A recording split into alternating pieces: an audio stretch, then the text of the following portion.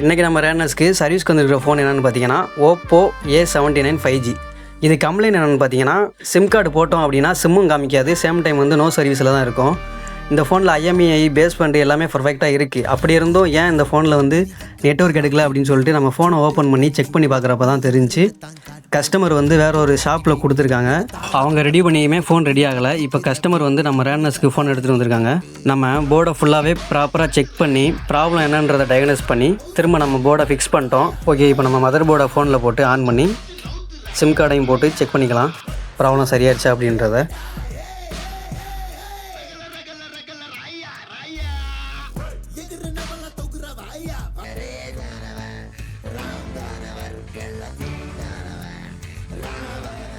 Okay, நம்ம sim போட்டோம், டவரும் வந்துருச்சு, VoLTE எனபிள் ஆயிடுச்சு.